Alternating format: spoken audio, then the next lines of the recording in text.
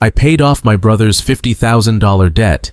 I thought I was saving him, giving him a second chance at life. But at the bank, in front of strangers, he looked at me and said, "This money isn't enough. You're useless to me." My heart broke that day. I had given him everything I could, and he still spit on it. But 1 month later, that same brother came crawling to me at my job, begging on his knees for help. If this story already has your attention, make sure to subscribe to the channel and tell me in the comments where you're watching from. I'd love to hear your story too. My name is Frank Donovan. I'm 71 years old, a retired construction worker, and a man who has spent his whole life working with his hands. My body is tired, but I've always been proud that every dollar I earned was honest. After my wife passed away, I lived a simple life in a small house with my daughter, Nora, and my grandson, Daniel. They are my whole world. Nora is 35, a single mother who has carried more than her fair share of burdens. She works part-time, takes care of her boy, and still makes sure I never feel alone. She often reminds me to look after myself, but the truth is, I've always put family first, even when it meant carrying more than I should. My younger brother, Charles, was the opposite of me. While I worked long hours and saved every penny, Charles spent recklessly. He chased fast money through gambling and shady deals, and when those collapsed, he came running to me. For decades, I bailed him out of small troubles, hoping each time it would be the last. But then came the debt, $50,000. It wasn't just a number. It was the money I had carefully put aside for Nora and Daniel's future. When Charles showed up at my house begging for help, I hesitated. Nora's face said everything her mouth didn't want to. Disappointment, anger, fear. She told me straight, "Dad, don't do this. That money is for your grandson. You've already done more than enough for Uncle Charles." I looked at her and answered quietly, "Nora, he's still my brother. If I don't help him, he might lose everything." She shook her head, her eyes full of pain. "And what about us? What about what you'll lose?" Her words cut deep, but I couldn't turn my back on Charles. Family had always been my compass, even when it led me into storms. So I told Nora I was going to pay it. She didn't argue further, but I could see the hurt in her eyes. That night, I heard her crying softly in her room, and it broke me. My daughter had given up her dreams quietly for years, and here I was, taking from her future once again. The next morning, I walked into the bank with Charles at my side. I felt sick as I signed the check, watching decades of sweat and sacrifice vanish in a single stroke of a pen. But I told myself it was worth it. I imagined Charles would hug me, maybe even shed a tear of gratitude, and finally change his ways. I couldn't have been more wrong. The morning we went to the bank was gray and heavy, as if the sky itself knew what was about to happen. I woke up before dawn, unable to sleep, and sat at the kitchen table staring at the checkbook. Nora came in quietly, still in her robe, her hair pulled back, looking tired from another restless night. She poured herself a cup of coffee and sat across from me. "Dad," she said softly, "you don't have to do this. You've worked too hard for too long to give it all away like this." I tried to smile, but it came out weak. "He's my brother, Nora. If I don't step in, he'll drown. Maybe this time he'll change." Her eyes filled with tears. "And what about us? You've been saving that money for years. For Daniel, for me, for your own peace. He's never changed before. What makes you think today is different?" I didn't answer right away because deep down, I didn't have a good reason. I just couldn't live with myself knowing I had the power to help him and chose not to. Finally, I said, "Because sometimes, when you give someone a lifeline, they finally learn to swim." Nora shook her head, but she didn't argue further. Instead, she reached across the table and squeezed my hand. Her grip was firm, strong, in a way I knew came from all the struggles she had carried quietly. "I just hope you're not the one who sinks, Dad," she whispered. A few hours later, I walked into the bank with Charles by my side. He was dressed in his best suit, but it was wrinkled, and his tie hung loose. He smelled faintly of cologne, the kind you spray on to cover something else. He had a smile plastered on his face, as if he had already won. Inside, the bank was busy. People stood in line, clerks worked behind the counters, and the quiet hum of business filled the air. I approached the desk with Charles trailing just behind me. My hands shook as I filled out the paper, the numbers blurring for a moment as I signed my name. $50,000.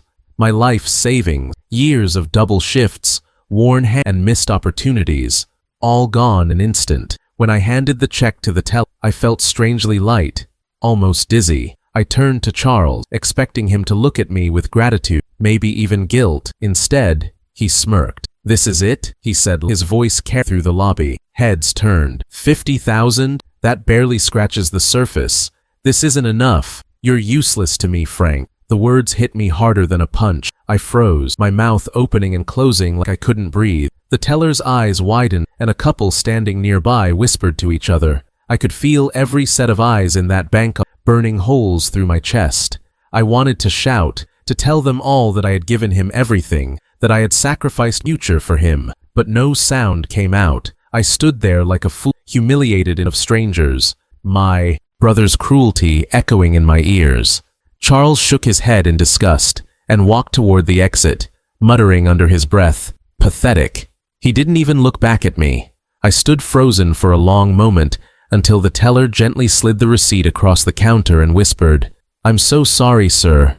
Her kindness nearly broke me. I nodded stiffly, grabbed the paper, and forced myself to walk out of that building with whatever dignity I had left. Outside, Nora was waiting with Daniel. She saw my face before I could hide it. Her eyes searched mine, and then she asked, "What did he say to you?" I shook my head. "Nothing that matters." But she knew. She knew because when I tried to hold myself tall, my shoulders sagged under the weight of betrayal. She didn't press me. She just slipped her arm through mine and walked me to the car, her silence louder than any words. That night, the house felt colder than ever. I sat at the kitchen table staring at Margaret's photo, wondering what she would have said if she were alive. Probably that I had given too much. Probably that I had let Charles take not only my money, but my pride. Nora came in quietly, carrying a cup of tea. She set it down in front of me, then sat beside me with her hands folded in her lap. "Dad," she said finally, her voice trembling, "I don't care about the money, but I care about what it did to you. I've never seen you look so broken." Her words pierced me deeper than Charles's insults. I realized then that she was the one who had truly paid the price. She had been counting on that money for her and Daniel's future, and now it was gone. She didn't say it, but I could feel it in her silence. As I sat there, I understood something painful but true. Betrayal doesn't just wound the one it's aimed at. It ripples outward, hurting everyone who loves you. And in that moment, I wondered if I had made the biggest mistake of my life. The days after the bank felt like walking through fog. Everywhere I went, I carried the weight of Charles's words in my chest. "You're useless to me." They rang in my ears when I tried to sleep, when I drank my morning coffee, even when Daniel laughed in the yard. I had lived 71 years, carried my family through hardship, and somehow my brother still saw me as nothing. I didn't tell many people what had happened, but in a small town, news spreads fast. Whispers followed me to the grocery store, the hardware shop, even church on Sunday. Folks had seen or heard about the scene at the bank, and though most looked at me with pity, I felt exposed. I hated pity. All I wanted was to be left alone with my shame. Nora, though, wouldn't let me disappear into myself. A few nights later, she found me sitting in the garage, staring at my old tool chest. My hands were shaking as I polished a hammer, the same one I'd carried through decades of construction jobs. She leaned against the doorway and watched me for a while, moment before speaking. "Dad," she said gently, "I know you don't want to talk about it, but I can't stand watching you beat yourself up. You didn't do anything wrong." He did. I didn't look up. Maybe I did. Maybe I was foolish to think, after all these years, he'd finally changed. Maybe I should have listened to you. She walked in and sat across from me on an old stool, folding her hands in her lap. "Do you know what hurts me the most?" she asked. "Not that you gave him the money. Not that we lost what we'd saved for Daniel's future. It's that he broke you, Dad. He made you question your worth. And that's not fair. You've spent your life holding this family together. You are not useless." Her voice cracked on the last words, and I finally lifted my head. Tears were running down her face, and she wiped them quickly, embarrassed. I reached over and covered her hand with mine. I thought I was protecting family, I whispered, but all I did was put the wrong one first. She shook her head firmly. No, Dad, you were being who you are. You've always believed in giving people a chance, even when they don't deserve it. That's your strength, not your weakness. But now it's time to stop pouring into someone who only takes. It's time to protect yourself and us. Her words settled in my chest like a stone. She was right. For years, I had convinced myself that Charles just needed one more chance, one more push, one more helping hand. But it had never been enough, and it never would be. He wasn't drowning. He was pulling me under with him. That night, I lay awake staring at the ceiling, and for the first time in my life, I told myself the truth. I was done chasing after my brother. I had given him everything, and he had spit in my face. I would not sacrifice Nora and Daniel's future any longer. The next morning, I woke with a kind felt in weeks. Instead of wallowing, I grabbed my work gloves and headed to. A neighbor had mentioned he needed help fixing a fence, and another was looking for someone to patch up a shed. They weren't big jobs, but they were honest work, and that was what I knew best. When I came home later that day with a little extra cash in my pocket, Daniel ran up and hugged my legs. "Grandpa, did you build something?" he asked excitedly. I chuckled, ruffling his hair. "Yes, buddy, I built something, and I'm going to keep building for you and your mom." Nora overheard and gave me a small smile, the kind that carried both gratitude and relief. For the first time in a long time, I felt grounded again. In that moment, I made a decision. If Charles came knocking again, I would not open the door with my checkbook. I would open it with truth. He needed to face the consequences of his choices, just like I had faced mine. My role now was not to save him. It was to protect the ones who had stood by me all along. I may have lost $50,000, but I hadn't lost everything. I still had my daughter's respect, my grandson's love, and my own dignity. And those were worth more than any sum of money. I didn't know it then, but within weeks, life would bring Charles back to me in a way I could never have imagined. On his knees, desperate, broken, and begging. And when that day came, I would be ready. Not as the brother who carried him, but as the man who finally learned when to let go. It was about a month after the bank incident when it happened. I was at a small hardware store in town where I had started picking up part-time handyman shifts.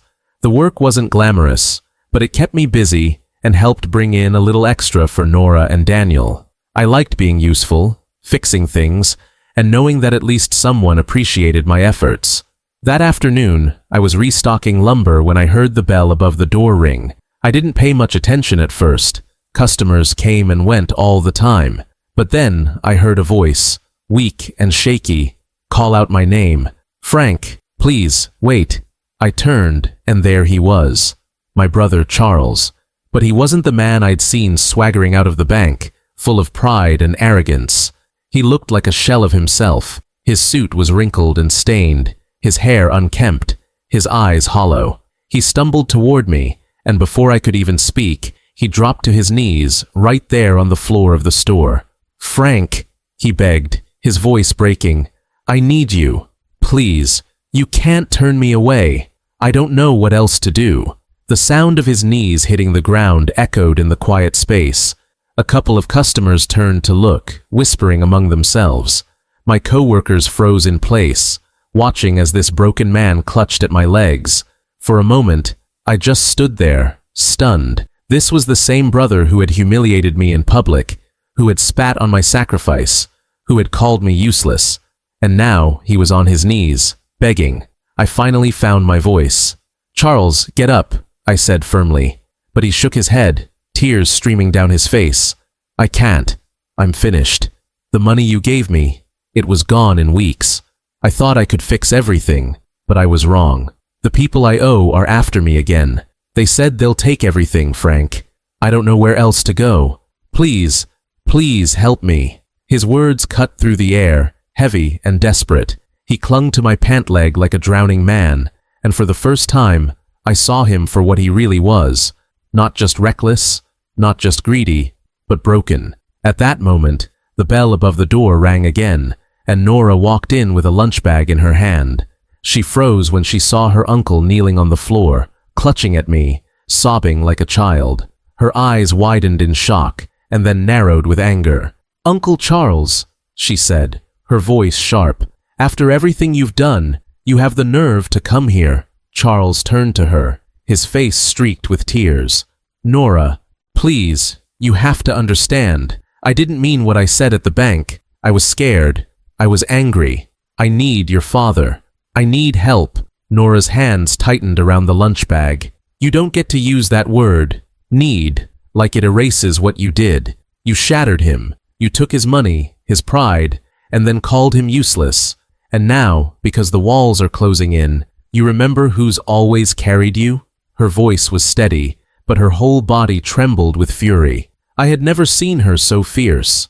She wasn't just protecting me in that moment. She was protecting herself, Daniel, and the life we had left after Charles's betrayal. I placed a hand on her shoulder to calm her, then looked down at my brother. "Charles," I said quietly but firmly, "you were right that day in the bank. I am useless to you, because I won't give you another cent. I won't empty myself for you anymore. I paid your debt once, and you threw it back in my face. This time, you'll face the consequences." His head dropped, his sobs filling the store. "Frank, please don't leave me like this. I'm your brother." I felt the sting of those words.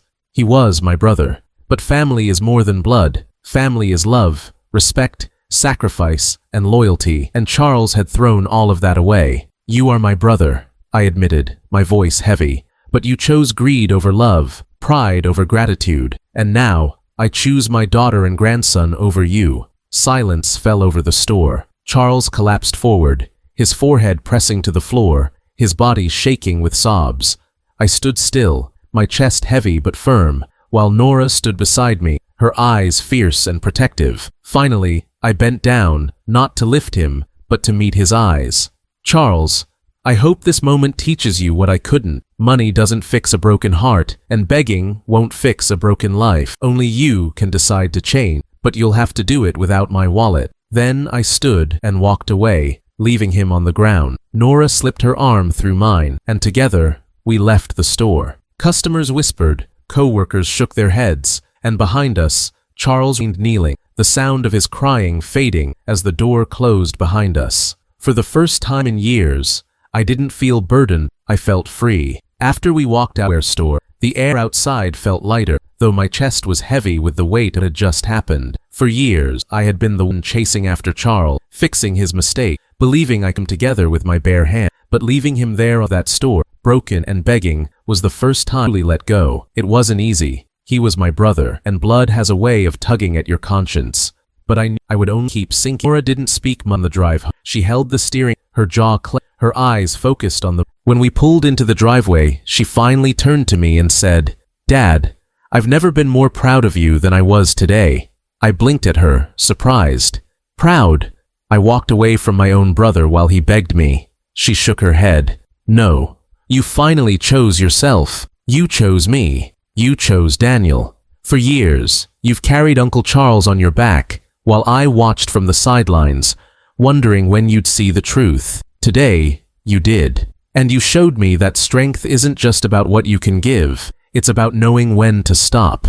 Her words hit me harder than Charles's insults ever had, because I realized how much she had been hurting all along. Nora had been the true victim in this story. Every dollar I gave to Charles was a dollar I couldn't give to her and Daniel. Every time I dropped everything to clean up Charles's mess, she had to shoulder the quiet sacrifices at home. And yet, she never once told me to abandon him. She had lived in the shadow of my loyalty to a brother who never deserved it.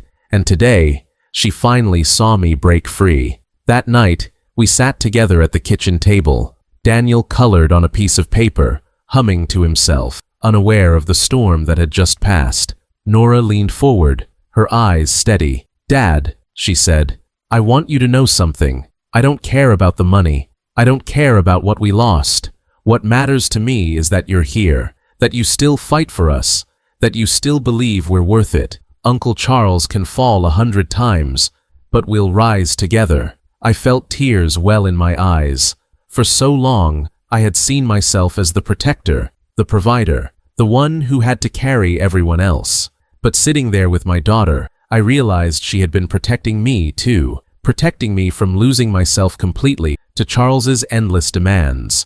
Over the next few weeks, I noticed a change in the way I carried myself. The shame from the bank began to fade, replaced by a quiet pride in the choice I had made. People in town still whispered about the scene at the hardware store, but this time, I didn't shrink from it. I walked taller. I didn't see pity in their eyes anymore. I saw respect. They knew I had drawn a line, that I had finally refused to let my brother bleed me dry. As for Charles, I heard bits and pieces about his downfall. He sold off what little he had left. The people he owed money to eventually cornered him, and without me there to catch him, he had to face the wreckage of his own choices.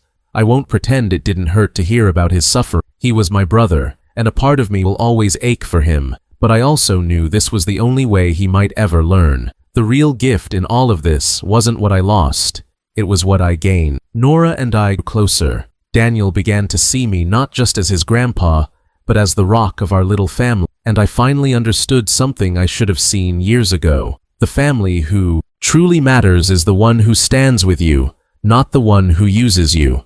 Looking back, I see now that betrayal can sometimes be a blessing in disguise.